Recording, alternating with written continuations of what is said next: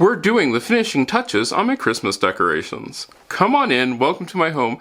This year, as I said before, I'm doing Santa's kitchen. That's the theme for the year. Why this is because this year I wanted something more casual. Because this year, you're probably going to have more people coming to your home for Christmas. I know I do. And I really wanted something that said, you know, this is casual. Relax, put your feet up, enjoy yourself. But I also wanted something that still sort of screamed Christmas. Yeah, screamed Christmas is about right. Now, there are a couple things going into this that you need to know. One of them is that I know that my garlands are dying a slow death. Yeah, putting them up was like watching a dog shed. So that was interesting. However, I wanted to limp them along one more year, and I managed to do that. And then I started looking at garlands and wow, they are expensive now. Some of these garlands are probably about 20 years old, maybe 19 years old. But I didn't want to go out and buy a whole lot of things this year. Since I was going with the idea of that it was Santa's kitchen, I decided I wanted to keep it with things that it would make sense would be from a kitchen. So I didn't want to go out and buy a whole bunch of decorations because, like I said, I know next year I'm going to be investing heavily in new Christmas things like the big pieces, the garland, probably new trees, that sort of thing. But it needed to still say Christmas. So I got that theme by using things I had in my kitchen that made sense. Using things like measuring spoons, the metal measuring spoons that are silver, I could use those. And then putting things out like sanding sugar. Sanding sugar is quite colorful, and so I have silver and gold and red and green. I could use those. I used a lot of the things that I have done, that I had. Then I also got to use my cinnamon ornaments. If you haven't seen that video, how to make your own cinnamon ornaments, click that card or it's down in the description.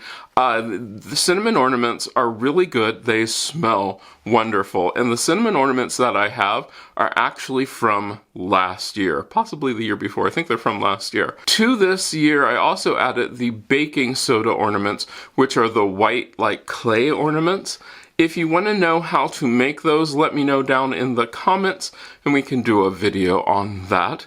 But I really didn't want to buy a whole bunch of things, but I did want it to show up. Now, the one thing that you will notice in this when I do the tour is that I mainly focused in on my living room, dining area, and kitchen.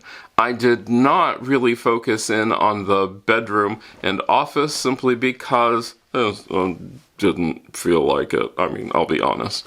But that doesn't mean anything because at nighttime, which is when I'm in those rooms the most, the lights change everything. And one of the coolest lights that I got is the flame light, which was perfectly in the thing before I added the garland to it. Oh, you'll see in the whole tour.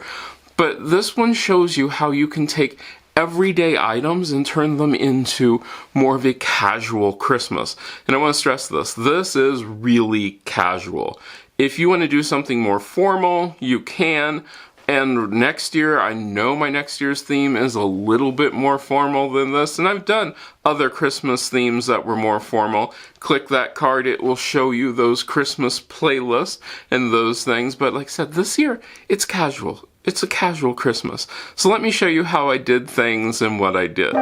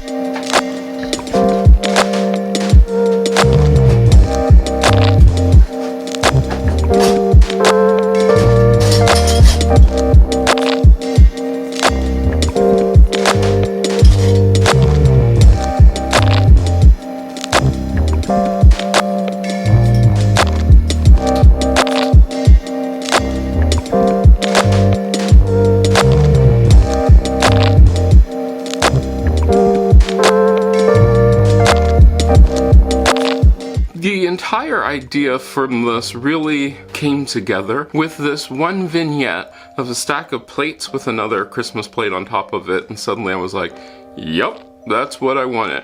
I want that look that says, this is a working kitchen, this is where cookies will be made, this is where it's Christmas. So from there, I took inspiration for everything.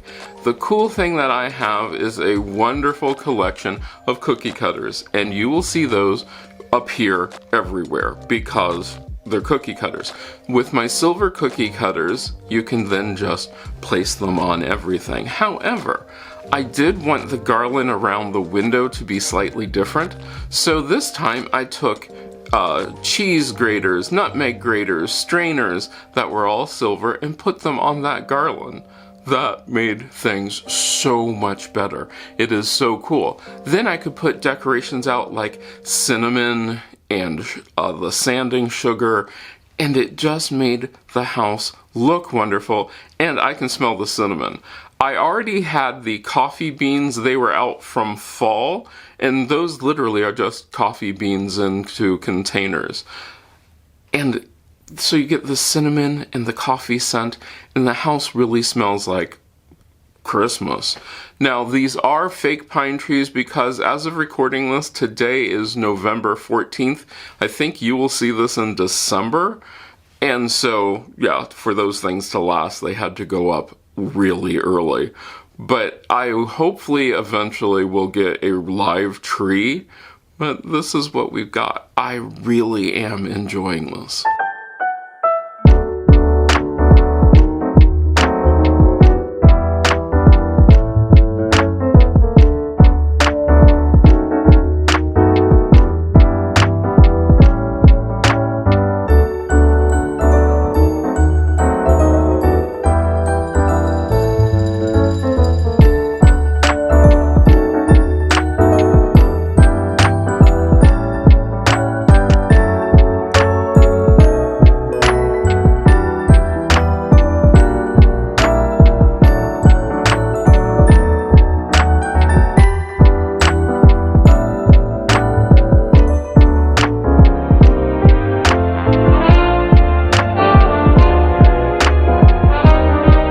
There is nothing that says that your Christmas decorations have to be fussy and fancy. They just have to be you. And I think this year I really got something that is me. This is the casual me. This is how my house looks. This is how my house feels. I mean, this is how when I'm here at night by myself, yeah, I want it to be there. When I'm here during the day, I want it to feel like I am comfortable because I've done the whole fancy thing. You've seen those videos. If you haven't, check out those videos. I've done the fancy part. Next year probably will be way more fancy. But this year it's casual, it's relaxed. It's something that I like to do because I know I'm going to be doing a lot of baking this Christmas. So I might as well have my house look like I'm going to be doing a lot of baking, and this will make it fun because I want this Christmas to be fun.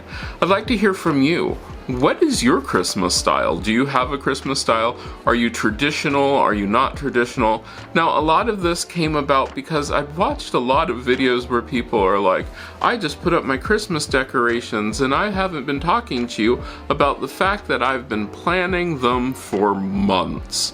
So don't feel bad if your Christmas decorations don't look like you've been planning them for months when you haven't been planning for them for months. It's okay, but take inspiration from what you have. You don't have to go out and buy stuff new. Now, the one thing I will tell you, and I'll touch more on this probably, well, next year, the thing about this is none of my stuff is actually glued into anything. It's either laid on there or wired in so that I can take it apart, and that's a big point for Christmas. When you think about your Christmas decorations and you see a whole bunch of people using hot glue guns, oh, that's a tough word. When you see people using hot glue guns and trying to get everything in there permanently, there's a problem. Because most of the people who I know who do Christmas decorations professionally, yes, those people exist, they do it so in a way that they can take the things apart and then reuse them in a different way next year. So you're not constantly buying new decorations, you're just reinterpreting them. And the other part about this is you do not have to use all of your Christmas decorations every year. As you've seen from my other videos, there are some decorations that didn't make the cut this year. Will I toss them out? No, because next year they might not. It might be 2 years before I use them again. I don't know, but the fact that I have storage for them is a big thing. Having storage for the Christmas decorations that I want, and like making it so that it is so casual, so relaxed, and this just makes me so happy. I hope you enjoyed this. Now I want to take this time to thank these wonderful people who are part of my Patreon, and they get to see these videos early. We talk about Christmas decorations, of course, and then we also think about things that you can do, ways that you can do this. If you have ideas for videos, Patreon people and channel members, they get to hear I get to hear them first, and it's really a whole lot of fun. I hope you enjoyed this, and I hope we get to see you again the next time you stop by.